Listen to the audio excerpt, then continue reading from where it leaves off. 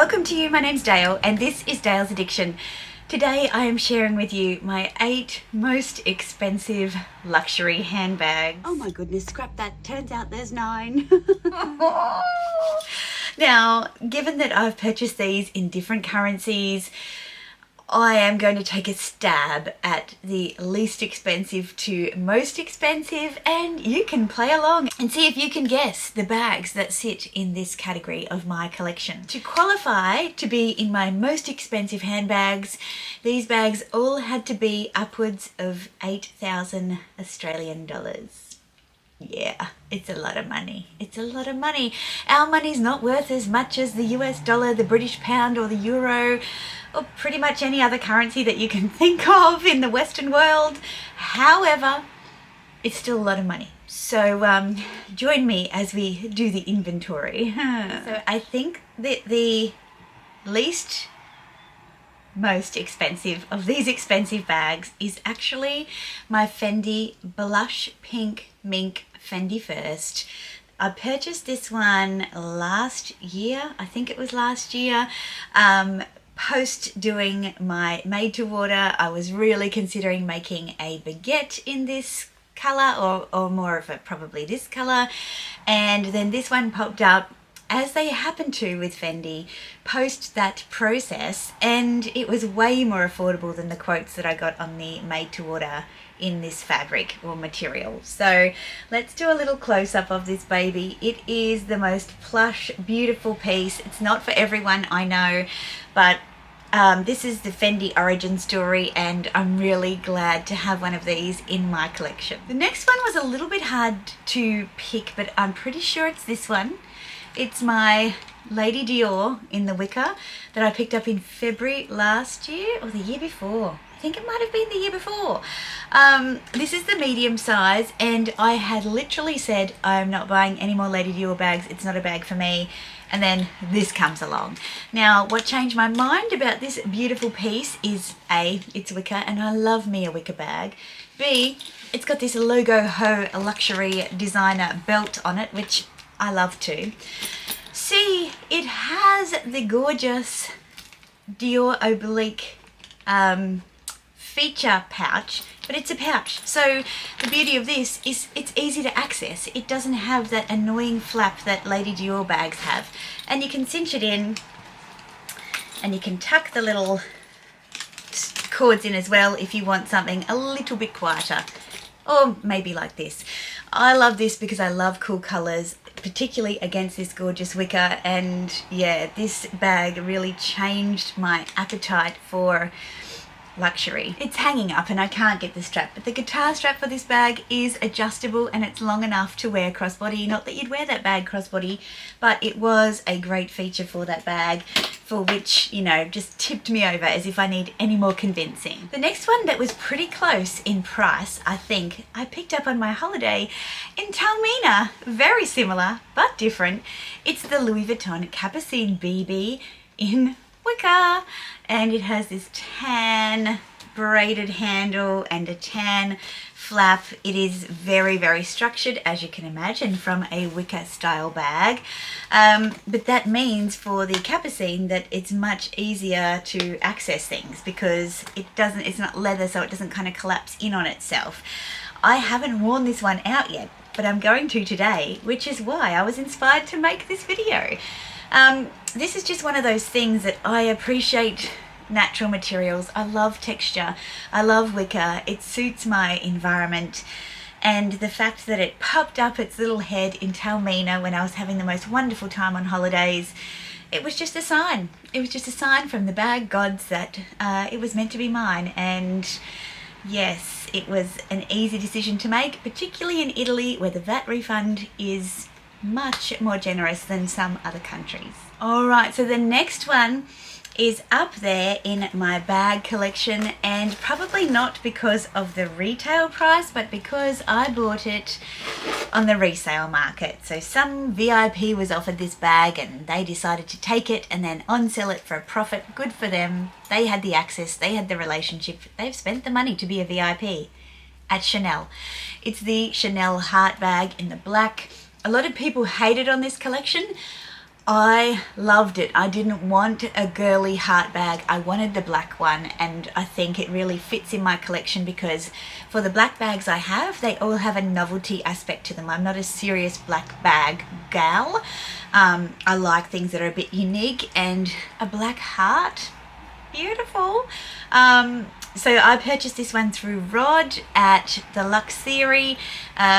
Look at the little details, like on the zipper pull there. It's just a glorious, like, classic bag, but my style and no regrets. I love that I've got this one in my collection. This is replaced my mini rectangular. I actually sold my mini rectangular and kept this instead because, yeah, I didn't see a need for both of them in my collection. Okay, now we're inside the top 4 most expensive bags in my collection. And the first of those 4 is this Fendi mirror baguette. This one I picked up last year, I think. I'm losing track of all the years. Last year, and it is a re-edition of a 1997 mirror baguette from spring summer. I think, was it 99? Maybe it was 99. Anyway, when I saw this on the promo pictures and I saw all the mauve and lilac undertones, I was just like, oh, I've got to have this. I have to have it. And I originally had like the turquoise blue sequin bag on deposit, and it was an easy decision for me to like pass on that one and take this one. So this one has a water snake kind of feature on it. A lot of people don't like the buckle on this. I actually think it draws your attention to the rest of the bag. So rather than detracting from the bag, I think it's a really clever design component. You've got to have a little bit of ugly on things, otherwise they're too pretty. And for me, you know, I like done but undone, and so this design falls perfectly into my kind of style mantra. It's beautiful, but it has an ugly little bit on it, and I think that's what makes it at the end of the day. How could I have forgotten this little beauty? This is my Fendi petite peekaboo in the fuchsia galusha. I was watching back my video and I'm going, how did I miss that? That's scary. That's probably opens up an absolute Pandora's box of problems. But anyway, what a beautiful, beautiful piece. I've said before, Fendi, this is their sweet spot in terms of the texture that they get out of their stingray hides. And this colour is insane. So that makes 9. Hopefully I haven't forgotten any more. Okay, now we're into the top 3. Number 3 in my most expensive handbags is my Louis Vuitton petite malle in the beautiful lilac ostrich. I picked up this bag in Rome on my recent travels. If you haven't caught any of those, where have you been? Maybe you're new here. Go check out my Travel 2023 playlist. Lots of goodies, lots of great places, and all of my unboxings from my holiday are there as well. But this one I was told about from a fabulous subscriber, hi Alicia, over in the UK, and then we started thinking about where I could get it, and lucky for me I had a friend in Rome, hi Nadia, who was able to hook me up with a sales associate who could order this in for me, and so it was waiting for me in Rome, like, you know, the most perfect cherry on top of a fabulous holiday. And yeah, I've been waiting a long time for the perfect petite malle for me, and I am so glad that I waited, because I could never imagine that this one would have popped up. Okay, drum roll please. The second most expensive handbag in my luxury handbag collection is, whoever thought that I'd be saying this, my Hermes Birkin 30 in Togo leather with palladium hardware in the colour Vert Comics from Spring Summer 23. Do I sound convincing, like I'm actually a Birkin person? I feel like I am. This one obviously was not a planned purchase. It took me quite by surprise, and if you haven't caught the video where I share the story about how I scored this bag with Meredith from the channel Living Luxe with Meredith, my fab friend and fellow handbag addict, then go watch that video, because there's a story behind this thing. I never ever wanted one of these, and now I have one. So yeah, we've been getting to know each other, and so far so good. If you're interested in a first impressions, let me know and I will schedule that one and subscribe so that you can come back and see it on my channel. But this bag, as I said, wasn't expecting it. It's probably one of the reasons that I got an Amex charge card before I left, because I was joking around in saying I was going to play the lottery with Hermes and see if I could get an appointment, land a bag and flip it and pay for my holiday. It's funny how when you put things out to the universe that sometimes they happen.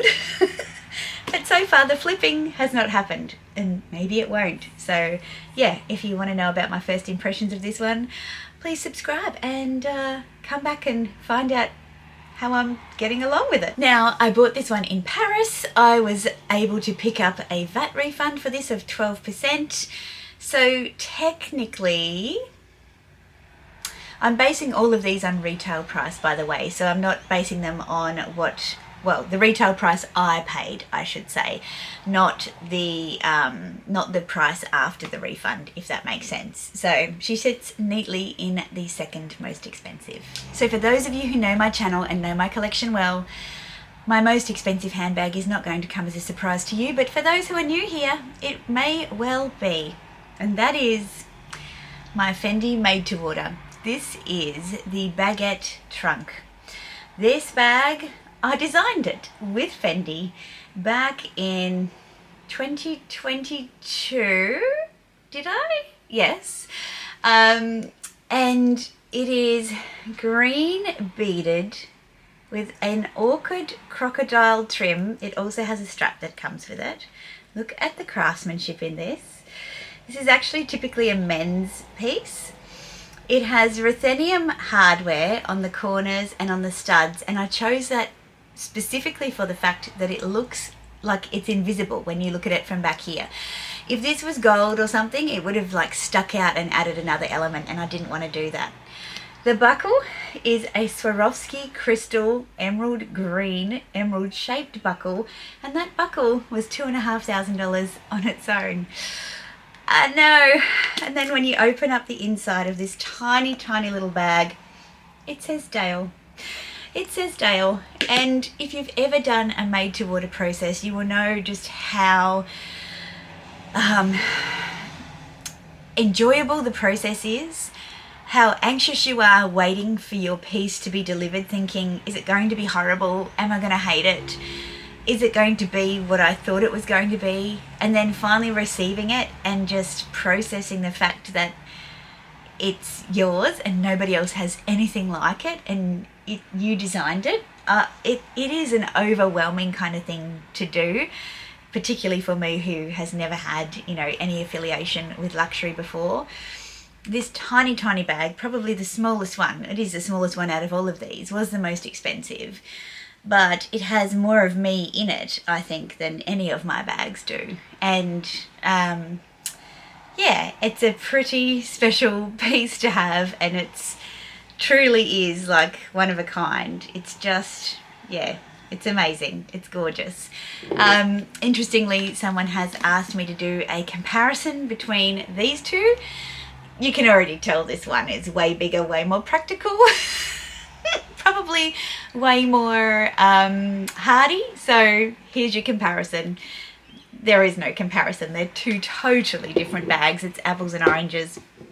But yeah, this has been a fun and interesting video to do, and I'd encourage any YouTubers out there who have, you know, a vast collection to kind of come up with a nominal bar that you want to impose, and bags over that would fall into your most expensive category, because it's always interesting to know how this happens. I've made a video on bag creep before, the fact that as you get more, maybe it's disposable income, or maybe it's just more aware of the prices of things, you tend to think that certain prices are normal or reasonable or justified, and yeah, you start to see your collection evolve in accordance with those beliefs and that comfort level. And over the last couple of years, I certainly have seen my collection change significantly, and I have been really enjoying it. So